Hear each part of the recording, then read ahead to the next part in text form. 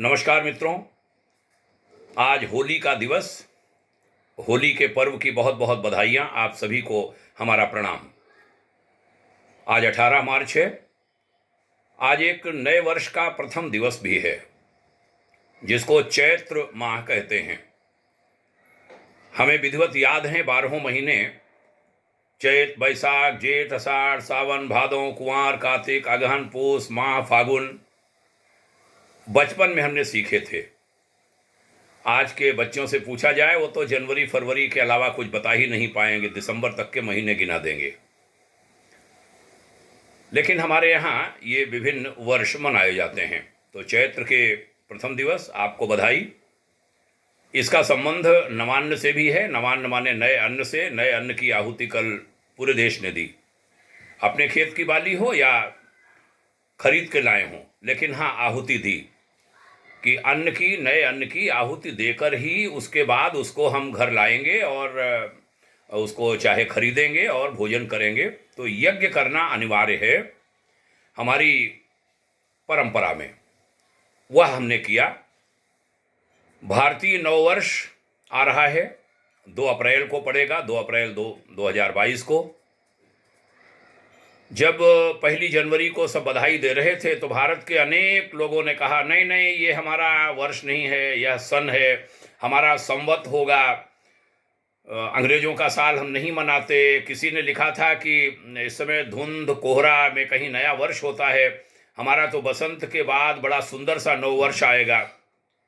तो आज 2 अप्रैल कहूँ तो आज 18 हो गई। 12 और 14, 15 दिन बाद हमारा नव वर्ष, भारतीय नव वर्ष, नव संवत 2079 का प्रथम दिवस होगा। उसको याद दिला रहा हूँ, कहीं ऐसा न हो उस समय तो खूब कहा कि हम 1 जनवरी नहीं मनाते, नया वर्ष, फिर भूल गए हों। तो याद दिला रहा हूँ, हमारा नव वर्ष वास्तव में वही है। हमारे पंचांग, पत्रा आदि से, हमारे ग्रह नक्षत्र, बहुत सारी चीजें, ज्योतिष, विवाह आदि संस्कार होते हैं। तो सारी गणनाएं सब उसी पर निर्भर करती हैं। और उसका संबंध ये जनवरी, फरवरी, मार्च, अप्रैल, मई, जून, जुलाई, अगस्त, सितंबर, अक्टूबर, नवंबर, दिसंबर से नहीं है, बल्कि उसका संबंध है नव संवत के महीनों से, संवत्सर से। तो कुछ प्लानिंग करिए कि नए वर्ष को हम कैसे मनाएंगे। कुछ सुझाव मेरे मन मस्तिष्क में आए हैं, वह दे रहा हूं। मध्य प्रदेश के एक महानगर में एक हमारी बहन ने अभी, जहां तक मुझे याद है, पिछले साल ही एक प्रयोग किया था। वह बड़े बड़े जो मंदिर, मैं भी लखनऊ में इस समय हूं तो ढेरों मंदिर हैं,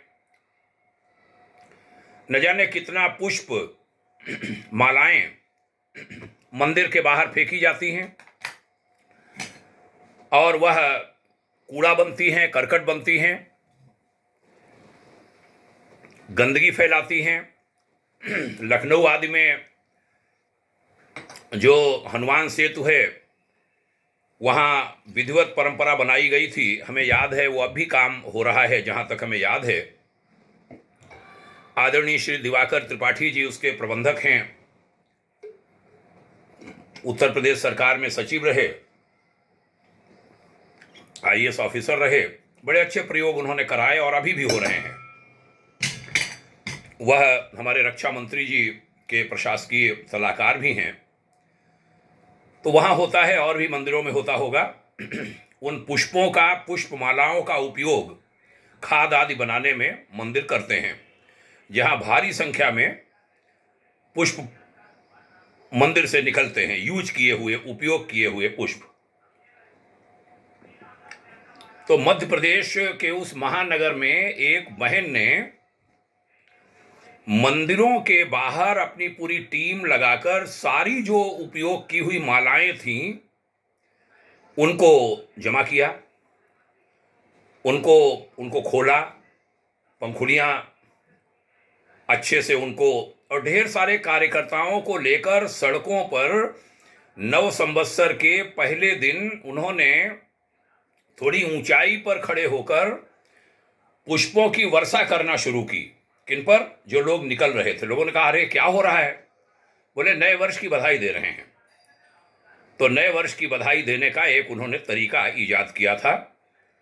वहाँ के मंडलायुक्त डिविजनल कमिश्नर ने जब अखबारों में खबर छपी, लोगों ने उसके लिए पैसा देना शुरू किया कि ये पुष्प, आप हमारे ऊपर इतना पुष्प बरसा रहे हैं। हालांकि यूज किया हुआ पुष्प था, लेकिन तब भी कुछ पैसा तो जमा करने में, खोलने में लगा ही होगा। कहते हैं काफ़ी पैसा जनता ने दिया लोगों को कि नए वर्ष की बधाई के लिए इस व्यवस्था और कुछ काम करने को ले लेना हमसे।